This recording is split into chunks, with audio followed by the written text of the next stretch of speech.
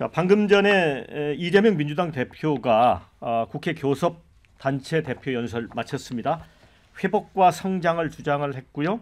AI, 바이오, K컬처, 또 지원 육성, 또 이를 뒷받침하기 위한 30조 추경을 촉구를 했습니다. 주 4일제, 또 정년 연장, 보편적 기본사회를 내세우며 새로운 정책 목표로 자일산이즘을 제시해 조기 대선 청사진이라는 평가도 나왔습니다. 자, 기본사회 구현 의지 재확인은 최근에 당 기본사회위원장직을 내려놓으며 한 걸음 물러섰던 것과는 또 대비되는 모습입니다.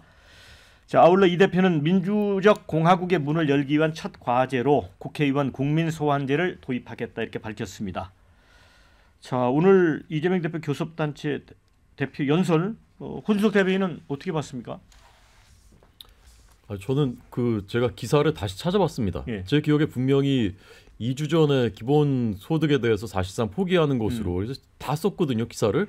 근데 2주 지났는데 오늘 다시 이제 기본 소득을 해서 내가 뭐 착각했었나 하고 다시 찾아봤어요. 분명히 있더라고요. 근데 찾다 보니까 또 새로운 사실을 알게 됐는데 2021년 민주당 대선 후보가 됐을 때 이재명 대표가 그때도 기본 소득을 포기한다고 했더라고요. 그래서 언론들이 그 당시에 뭐 이재명의 대표 브랜드가 기본소득인데 기본소득을 포기하면 이재명 없는 이재명 공약이냐 이런 기사들을 많이 썼더라고요. 근데 그랬다가 대선 진 다음에 당대표 된 다음에 다시 기본소득 얘기를 했어요. 근데 또 이번에 뒤집었다가 또 다시 뒤집은 거예요. 그러니까 이렇게 말이 그때그때 필요에 따라서 바뀌는 사람을 지도자로 어떻게 믿고 신뢰를 합니까? 제가 보기에 이재명 대표님의 그 모든 그 말과 행동의 기준은 유리하냐 불리하냐예요. 그것 이상도 이하도 없습니다. 유리하면 하고 불리하면 없던 일이 됩니다. 근데 이렇게 하면 이제 대통령이 만약에 된다면 다시 또 말이 바뀔 가능성이 얼마든지 있는 거죠. 근데 사람이 정치인이 유불리를 안 따질 수는 없죠. 그렇지만 기본적인 일관성은 있어야 되고 사람들이 볼 때 그래도 저분이 유불리 이상의 자기 원칙이나 소신이나 국민에 대한 사랑이나 국가에 대한 애정이나 이런 게 있구나라는 게 인정이 돼야 되는데 이분한테서는 전혀 그런 걸 찾아볼 수가 없어요.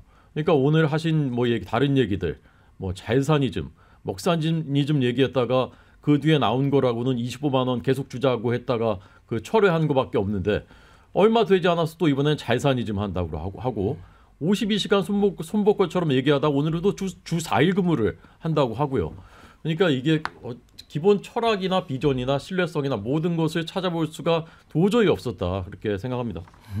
우리 장현주 부위원장은 어떻게 생각하세요? 글쎄요, 저는 이재명 대표의 오늘 이야기가 이제 잘산이즘 이거로 하나로 요약이 될 것 같아요. 그러니까 지난번에 예전에 이제 이재명 대표가 먹산이즘 이런 얘기 했었거든요. 먹고 사는 문제를 이제 해결하자.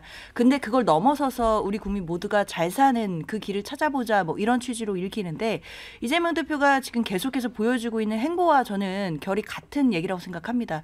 지금 계속해서 본인이 실용주의자다 이걸 강조하면서 정책에 있어서 사실 국가에게 국민에게 어떤 게 이로운지를 따지면 되는 것이지 여기에 뭐 진영 논리가 있을 수 있겠느냐 이런 이야기 하고 있거든요.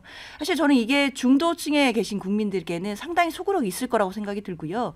사실 어떻게 하는 것이 우리 국민들 우리 국가가 잘 사는 길인가 이걸 따지는 게 당연히 지도자가 해야 될 몫이고 야당 대표가 고민해야 될 그런 지점이라고 생각합니다. 뭐 말씀 주신 것처럼 왜 이재명 대표가 자꾸 갈팡질팡하냐 이런 뭐 지적을 아마 여권에서는 또 할 거라고 생각이 들어요. 근데 저는 계속 강조드리지만 이재명 대표에 대한 정치적 공생은 오늘보다 내일이 더 커질 거고 내일보다 내일 모레가 더 커질 겁니다. 앞으로 계속해서 공세는 커져갈 것이기 때문에 이런 공세에 대해서 저는 이재명 대표가 일일이 반응할 필요 없다고 생각해요. 이재명 대표는 본인이 지금 기준을 잡고 실용주의와 그리고 이런 부분의 정책 노선을 잡았다라고 한다면 국민만 보고 그리고 당원들 보고 당을 보고 그냥 앞길 가면 되지 않겠나 생각합니다.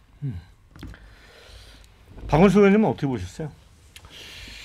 글쎄 아마 이재명 대표가 최근에 이제 뭐 우클릭 이런 그 움직임이 좀 있었고 이제 그에 대해서 또 비판적인 그런 그 시각도 있었고 그걸 또 다분히 의식한 것 같아요. 이번에 교섭단체 대표 연설에서는. 그래서 종래에 민주당이나 본인이 가져왔던 지켜왔던 그런 정책적 포지션을 지키면서 한편으로는 이제 성장의 회복 그걸 통한 뭐 잘사니즘 이런 비전을 더하겠다. 뭐 이런 것 같은데 보기에 따라서는 좀 일관성이 없고 오락가락하고 갈팡질팡 하는 걸로 보일 수 있는데 어쨌든 어떤 상황에서는 검은 고양이를 얘기하고 어떤 상황에서는 흰 고양이를 얘기하겠다. 그렇게 해서 이 쥐도 저 쥐도 다 잡겠다. 뭐 이런 전략인 것 같아요. 근데 제가 누차 말씀드리지만 그 지금 이재명 대표한테 필요한 게 정책적 유연성일까? 저는 계속 그 문제의식이 있습니다. 예. 그러니까 정책적 유연성이라는 거는 뭐 보수 후보든 진보 후보든 대선과 같은 큰 선거가 되면 누구나 다 고려하는 바예요. 과거에 박근혜 전 대통령이 뭐 경제민주화 복지국가 이런 걸 내세워 가지고 중간 층표까지 확보하면서 대통령 선거에서 신승했던 이제 그런 전례도 있지 않습니까? 뭐 그런 측면에서 이해할 수 있는데 그 지금 이재명 대표의 확장성이 안 생기는 게 정책적으로 이재명 대표가 유연하지 않고 경직돼 있어서 혹은 경도돼 있어서 생기는 문제일까? 이제 그건 아닐 것 같거든요. 오히려 이제 본인이 안고 있는 사법 리스크나 혹은 그 동안에 이재명 대표가 정치를 좀 진영화하고 당을 이른바 이제 사당화했다. 그 과정에서 포용력이나 통합력이나 이런 걸 보여주지 못하고 있다. 이런 게 어떻게 보면 이재명 대표의 문제점으로 지적되는 건데 자꾸 이걸 어떤 이념적 유연성, 정책적 유연성으로 이제 답을 하는 게 물론 이제 뭐 어차피 지금 이재명 대표를 둘러싼 찬반은 어느 정도 정해져 있는 거고 중간층에 부유하는 그런 유권자층을 고려해서 정책적 유연성을 보이겠다라는 전략일 수 있는데 크게 유효성이 있는 것 같지는 않다. 저는 그런 생각이 첫 번째로 들고요. 노동시간 문제 같은 경우에 너무 냉탕온탕을 왔다 갔다 하는 거잖아요. 그러니까 반도체 산업을 키우기 위해서 52시간 예외도 인정할 수 있다고 얘기했다가 주 4일제를 얘기하는 거는 도대체 그 사이에 어떤 접점이 있을지 잘 모르겠어요. 그러니까 그런 거는 막상 이제 대선 본선에 들어가거나 혹은 당내 경선을 치룰 때 오히려 이제 반격의 빌미를 세게 줄 수 있는 이제 그런 어떤 그 오락가락 우왕좌왕이기 때문에 좀 더 정교해질 필요가 있겠다는 생각이 듭니다. 댓글에 보니까 이제 이재명 대표가 무슨 마우스냐 우클릭이라는 표현을 쓰게 이런 얘기도 있고요. 이재명은 우클릭한 적도 없고 할 필요도 없다. 실사구시 정치인이 있게 뭐 이런 의견도 있습니다. 그리고 능력 있고 준비된 대통령 같다 이런 의견도 있어요. 자, 김경진 의원님. 근데 어쨌든 이제 이 보편적 기본사회가 이제 성장하고 어떻게 접점을 찾을지 또 이런 문제. 그다음에 정년 연장 문제는 장년층에게는 이제 소구력이 있는 건데 청년층 입장에서는 조금 좀 충돌하는 부분도 있을 것 같다는 생각도 들고 어떻게 보셨나요? 일단 방금 이제 호준석 대변인께서 말씀하신 내용 또 박원석 의원께서 말씀하신 내용대로 첫째는 이재명 대표 믿을 수 있느냐 너무 말이 왔다 갔다 상황에 따라서 그냥 말법크기가 너무 심한 거 아니냐 이제 그 문제가 제일 큰 것 같아요. 그래서 오늘 하신 말씀은 과연 믿을 수 있는가 이제 이 문제가 있고 두 번째는 그냥 오늘 하신 말씀에 대해서 믿을 수 있다고 그냥 전제를 하고 깔고 가령 들어간다면 조금 체계적으로 아마 좀 설명이 좀 필요한 것이 아닌가. 당장에 화급한 것 우리 대한민국 경제를 위해서 그다음에 길게 중장기적으로 연구해야 될 것 이런 부분들을 좀 명확하게 나눠서 국민들한테 어떤 비전 제시가 필요했던 것이 아닌가. 당장에 지금 뭐 지역 화폐라든지 서민들에 대해서 어떤 도움을 주는 것, 그다음에 AI 추경을 한다든지 이런 것들이 지금 당장에 이제 필요한 거고 중장기적으로 보면 가령 뭐 AI가 보편적으로 이제 도입이 돼가지고 사람들의 어떤 업무 효율성, 뭐 해고 가능성 이런 것들이 커졌을 때는 이제 주 4일 근무제가 그때부터 문제가 될 거란 말이에요. 지금 당장 얘기는 아니에요.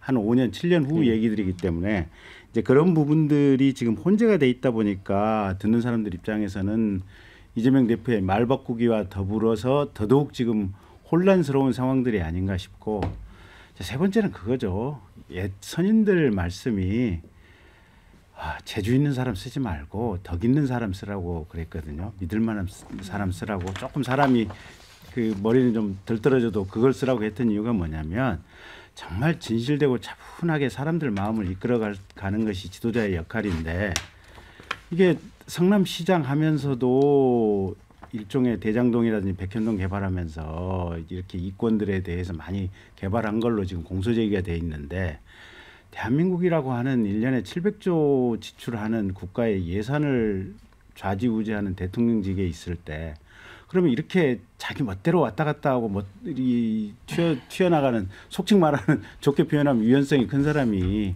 이 이권에 어떻게 손댈 것이냐 이런 우려들이 있는 것이기 때문에 결국은 국민들의 마음은 이런 것 같아요. 묵직하게 믿을 만한 어떤 자세로 잡음 안 일으키면서 꾸준히 할 만한 사람인가 아닌가. 근데 말이 하도 그냥 왔다 갔다 하다 보니까 이재명 대표에 대해서는 그런 느낌이 오늘 이 정당 대표 연설에서도 더 그런 느낌이 드는 거죠. 그런데 오늘 연설에서 또 관심을 끌었던 부분이 이 민주적 공화국의 문을 열기 위한 첫 과제로 국회의원 국민소환제 도입을 주장한 부분입니다. 아시겠지만 현재 지방자치단체장, 지방의회 의원 등은 해당 지역 투표권자 3분의 1 이상 투표와 유효 투표 과반 찬성이면 직을 잃는 주민소환제 이미 시행 중입니다. 자, 이 부분과 관련해서는 이제 법률만 바꿔도 할 수 있다는 이제 주장도 있고요. 또 헌법에 국회의원 면책특권 등이 담겨 있어서 입법이 아니라 헌법 개정 사안이다. 이렇게 충돌하는 지점도 있습니다. 오늘 이 대표가 이 부분을 꺼낸 건 어떤 이유가 있을까요? 뭐 처음 나온 얘기는 아니고요. 예. 그동안에 개헌 얘기가 나오면 늘 어쨌든 국민 주권을 강화하고 선출직 공직자에 대한 책임을 강화하는 차원에서 국민 소환제 도입해야 된다 이런 주장이 있었고 2017년인가요?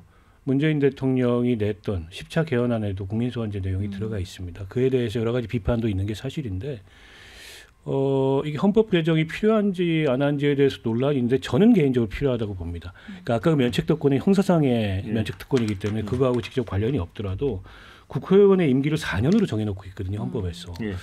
근데 법률로 헌법에 정해놓은 그 임기 규정을 넘어설 수 있을까? 그 임기 규정 예외를 만들 수 있을까? 그런 면에서 개헌이 필요한 사항이라고 개인적으로 생각하고요. 일단 이렇게 되면 오히려 정치의 안정성을 기대했던 것과는 다르게 떨어뜨릴 우려도 굉장히 큽니다. 왜냐하면 선거에 불복하는 심리가 곧바로 상대방에 대한 어쨌든 주민소환 추진으로 국민소환 추진으로 나타날 가능성이 있거든요. 물론 지방자치단체장에 대한 주민소환제가 도입돼 있지만 그런 경우가 없지 않느냐라는 반론도 있을 수 있는데 지금 우리 정치가 보여주는 어떤 감정적 휘발성이랄까요? 이런 차원에서 보면 분명히 그런 일들이 일어날 가능성이 높다고 봅니다. 그런 면에서 좀 위험한 면이 있고 사실은 4년에 한 번씩 돌아오는 총선이라는 게 일종의 이제 심판의 장치거든요. 근데 거기에 더해서 이제 또 다른 추가적인 심판의 장치를 만드는 게 과연 이게 뭐랄까요? 정말 국민 기대했던 것처럼 국민 주권이나 정치 안정에 복무하는 거냐? 그건 아닐 수도 있겠다. 찬반이 많은 사안이기 때문에 토론이 많이 필요하다고 보고 어쨌든 법률로 도입하기는 어렵다. 저는 그렇게 봅니다. 네, 자 댓글 좀 소개를 해드리겠습니다. 이재명 대표 오늘 국회 연설과 관련된 겁니다. 자, 명확한 메시지가 있는 정말 멋진 연설이었다 이런 의견이 있습니다. 정책을 밀어붙이면 또 이재명 대표 유연성이 부족하다고 비판하고, 그러니까 이번엔 왜 또 자꾸 말을 바꾸냐 이런 데 대한 반론 같습니다. 민의를 전달하고 실천하는 국회 임기 중 국회의원 해임할 수 있는 국민 소환제 꼭 필요하다 이런 의견 주셨습니다. 자, 오늘 한 말 내일이면 또 딴소리 하는 거 아닌가라는 또 그런 반대되는 의견도 주셨습니다. 이재명 대표의 진짜 문제는 사법 리스크와 정치적 신뢰 문제 같다 이런 의견 주셨고요. 대권 가까우니까 개헌 얘기는 교묘하게 피하고 국민 소환제만 하면 안 된다 이런 의견도 주셨습니다. 그동안 이제 이재명 대표는 이제 내란 진압이 우선이라면서 이제 개헌 논의 자체는 또 피해 왔습니다. 어떻게 보세요, 장현주 부위원장은? 글쎄요, 저는 이 국민 소환제 얘기가 지금 나온 게 물론 박 의원님 말씀처럼 이게 오늘 처음 나온 이야기는 아니거든요. 그리고 그동안 이제 국민 여러분들 중에서 일부는 이런 거 필요하다. 국회의원 뽑았다고 왜 국회의원만 철밥통이냐. 사실 고위공무원들도 탄핵되는 경우들이 있는데 왜 사실 국회의원만 뭘 잘못해도 그 자리에서 계속해서 철밥통처럼 뭐 세비 받아가는 게 말이 되냐라는 국민들의 의견도 분명히 존재했거든요.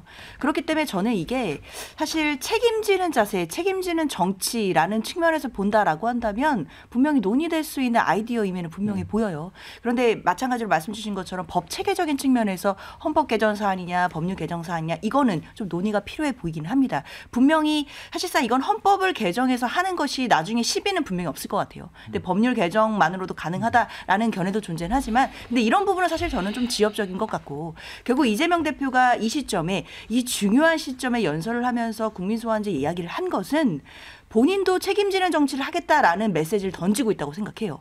그러니까 지금 우리나라에서 보면 국가 원수라고 할 수 있는 대통령도 잘못하면 지금 구속돼서 기소도 당하고 지금 탄핵 재판 받고 있잖아요. 이번 주에만 또 2번의 재판을 또 받게 될 텐데 결국 대통령이라 할지라도 국민 손으로 뽑았다 할지라도 대통령이 불법한 비상계엄하면 탄핵 심판 앞에 서야 된다라는 걸 우리 국민들이 다 보여주고 있습니다. 마찬가지로 국회의원뿐만 아니라 선출직 공무원들에 대해서도 그리고 이재명 대표뿐만 아니라 민주당 의원들 그리고 뭐 국민의 의원들도 마찬가지고 다 국민들 앞에서 보다 더 책임지는 정치를 해야 된다라는 메시지가 전 담겨 있다라고 보이거든요. 그렇기 때문에 이재명 대표가 오늘 연설하면서 이야기했던 부분은 지금 계속해서 뭐 우리 당 내부에 분열이 있다 이런 얘기도 많이 나오거든요. 그때마다 이재명 대표가 본인의 책임이 크다라는 메시지 그런 취지의 메시지가 나오고 있어요. 저는 같은 결의 이야기로서 책임지는 정치를 보여줄 것이고 그것이 결국에는 또 중도층에게 중도 확장에는 분명히 도움되는 메시지이기 때문에 그런 측면에서 또 볼 수 있을 것 같습니다.